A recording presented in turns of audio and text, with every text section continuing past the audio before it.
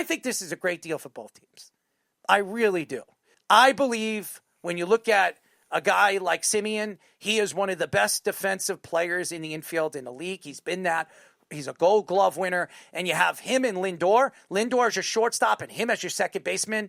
I mean, you have two elite players in the middle of your field. And I believe with the Mets, and I think baseball needs to go back to old school baseball. You need that defensive side of the game. And I think what the Mets are looking at is they had problems at second base last year with McNeil. McNeil was a shell of what he was over the years where he was an elite defender and he was great at what he did when they moved him around the infield.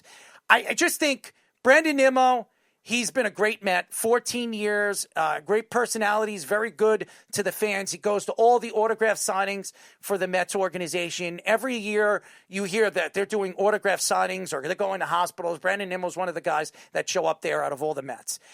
He has been a good defender out in the outfield. This past year, he wasn't as good as he was for the 2 years, and I think he was a Gold Glove winner one of those years as well. I think that Stearns is trying to shake things up. Obviously, they fell short last year. This is a team that is expected to be a contender, especially with the moves they want to make in the offseason. I do believe they're going to do whatever they can to bring Edwin Diaz back. I believe Pete Alonso is definitely the next guy that they're going to try to sign. And I wouldn't be so surprised if they make a run for Tarek Skubal. I think he's the guy. He's the missing piece. He's the missing puzzle piece for the Mets to be considered an elite team with the Dodgers. I do believe that what the Mets are trying to do and Stearns is trying to do is he's trying to turn this team into his team. This is still guys from Brodie Van Wagenen, okay? Brodie Van Wagenen didn't draft Brandon Nimmo, but he was a part of the organization all the way through Brodie Van Wagenen. And again, Beatty is another guy. He was the first guy that Brodie Van Wagenen drafted. Now, when are they going to decide to move away from a guy like Brady, who really has not been the player they thought he was going to be?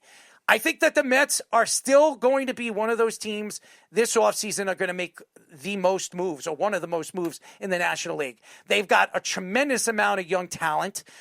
They have a bunch of pitchers right now in their farm system. Three guys that they have up there. I believe McLean is the only untouchable one.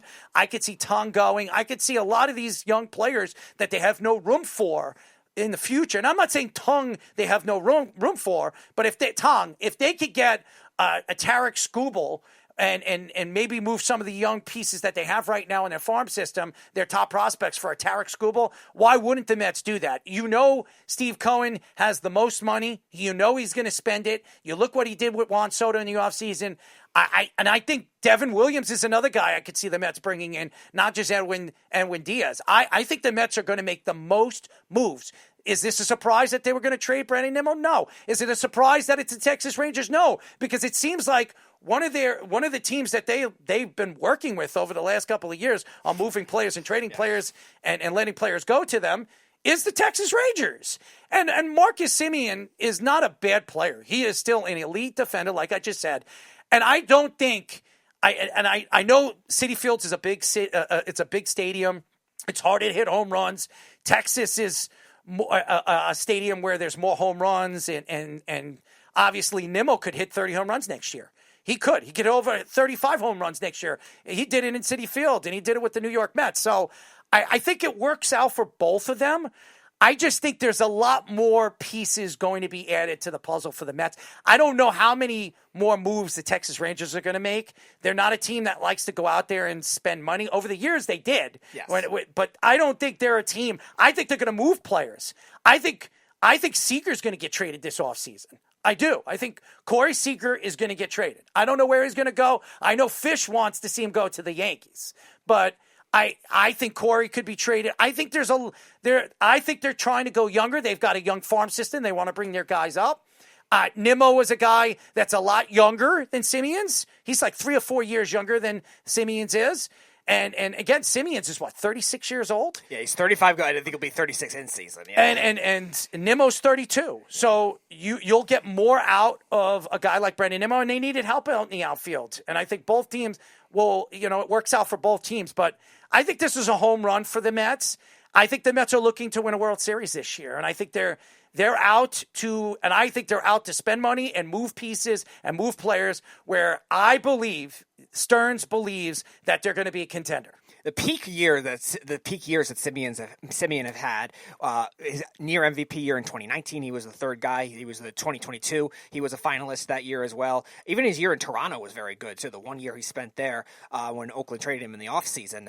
And Nimmo's never had a year like that. Nimmo's been always a steady guy. He's an all-star, fringe all-star type player consistently, and always has been a good leader with the Mets. I thought there's a shot they were going to move him. I am surprised it was for this. I was thinking maybe he might be included in a potential pitcher deal if that was the case. He's a good leadoff hitter, too. Yes. Semien, I do like, though, for this reason. For defense, like you mentioned, also the durability. Like, besides last year, like, he's played almost 162 games pretty much every year of his career. I think besides... He didn't miss a game for 4 straight years. Yeah. Like, that kind of thing you don't get overnight. And is he going to be as bad offensively as he was last year with 15 home runs and a 700 OPS? Not in that lineup. I can't see that kind of thing. So I think it's a potential good bounce back candidate. What's interesting is where a lot of their young prospects are in the infield right now. So you're going to have to do a lot of shuffling, or like you mentioned, Errol, a lot. They're going to move. I'm telling trading you. As a possibility. They did this because I believe they're in play for Tarek Skubal. I absolutely believe it. I think the Mets believe it, and like Nick Goody came on this show, he said it, that Detroit is not re-signing him.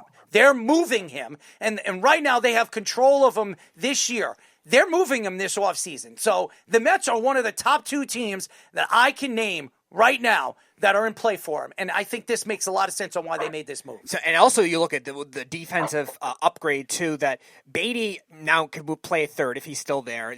If they don't bring back Pete Alonso, then Vientos goes to first because Vientos at They're third. signing Pete Alonso. Third was a liability. I think so, too. I'm just saying it prepares them for all these different scenarios. Ronnie Mauricio probably is the one that doesn't have a spot. I think he might be one included into trades. And then Acuna, he hasn't really hit it all, so he's really just more of a defensive replacement and speed type at this point. Carson Benj is a prospect that's good for them that could play both center field and second base. So that's where maybe it's a little puzzling that maybe they would have traded Nimmo. Do they think Benj will be ready this year will be another question. But Nimmo, from a leadership standpoint, one of those original Mets, like you were talking about when you talk about Pete Alonso being the captain of the team, too. So you wonder how that could affect that kind of thing. But you could tell that Stearns was not a fan of his. You could tell that he wasn't a fan of his. They were trying to move him at the trade deadline. But it obviously they couldn't find a team that were going to shuffle him. Yeah, because I think if they were going to package somebody like him in there or another one of their veteran hitters, it probably would have been for a bigger swing on a pitch or two at the time. So maybe that's where I would have thought Nimmo would have been traded. I thought McNeil was probably the more likely one to be traded because, like you were saying, McNeil is gone. They're going to move him. I think now maybe he has more of a role as a corner outfielder than he does as an infielder because his defense actually was good there the last few years more than it was his second base. The story is the Mets are looking for a veteran center fielder that they can move out there, and I expect them to make a move like that. Dude, they have so many prospects. Yes. They've got if you look at their prospect, the list of prospects they have, in the top 100, I think they have 11. I mean, they're going to move these guys. If Stearns doesn't believe they're going to be a part of a contending for a championship, Steve Cohen is looking to win soon. Especially when he told the fans when he took over this team that it's a 5-year plan. Really, it's been over 5 years. We're going in 6 years now? Yeah. He expects to win now. So he is going to pull all the stops. Stern is going to pull all the stops to get the players he thinks or he feels fit that are going to be able to contend for a championship. And I wonder, too, if they're going to maybe make it a leeway where they don't have to trade 2 pitchers in a particular deal to get like a Skubal or maybe to a second tier. They're going to have to give up a lot more than 2 pitchers. No, I know that. I'm saying, but it gives them leeway where they could trade maybe 2 infielders. Maybe they go Benj and Jet Williams. They're going to have to give away at least 6 prospects and a player to get Tarek Skubal. And they're going to have to pay him. So I'm just saying most of their prospects are in the infield. So now trading for Semien, they have more leeway. How much do you think Tarek Skubal gets, Jabba? Like AAV or years in total? Years in total. Oh, boy. It's saying he signs this year, coming off the year he had now? Mm-hmm. Mm-hmm. He's going to get traded. He's going to probably ask for a contract. It's got to be he's going to be up there for most AAV, so I would say probably at least 7. And do you think he gets to 500? Yes. I definitely. Definitely. I think it's probably he's the closest one. If it's going to happen, it's going to be him. But I think he'll at least. I think it's at least 6 years, if not 7, maybe even more. I think it's going to be 8 at this point. I think the Boris camp wants 10, but I don't think that's as realistic. But I think 8, maybe with the extra, maybe backloaded. He's 28, right? 29. But you've seen a lot of these pitchers too. They're not getting 10-year deals anymore. I know that, and that's why I think it's unrealistic for the Boris camp. Right. Well, Scott will try anything. I know. It doesn't make it realistic. My dad kicked Scott Boris out of our meeting. Nice. I believe it. I believe it. My dad was literally like, "This is enough. Like we've sat there for 4.5 hours, and I'm still in college, and I'm like falling asleep." My dad goes, "All right, enough's enough. We're done here," and literally kicked him out. He's like, "We got to go." I will say this. Tarek deserves whatever he gets offered. And if there's anybody that's going to pay him what he wants, it's Steve Cohen. And that's why I think to me, it's a great marriage for the Mets to make this move and for Tarek Skubal and his camp to make that move, because if there's anybody that's going to pay him the exact total that he wants, it's the Mets. And I could see the Mets making the trade and then giving him the contract. The only way they make the trade is if the contract is pretty much set in stone when the trade goes through, because the Mets are going to have to give up. You're talking about 2 starting young pitchers.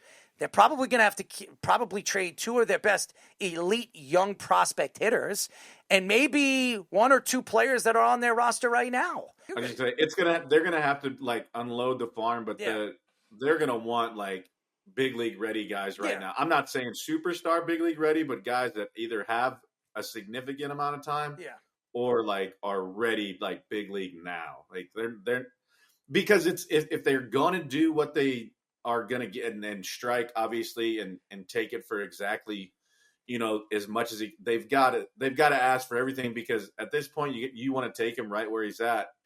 You have that leverage to ask me, like, I want A, B, shit, I want all the way to Z, like, and give me everything in between. So it's going to be very, very interesting. I'm excited because I'm excited for him and his too. family. I like Tarek Skubal, and I want him to get as much as he possibly can. And what I've heard by Nick Goody, because Nick Goody's seen him throw practice and stuff like that. He says this guy is elite from elite. You haven't seen a guy pitch like this.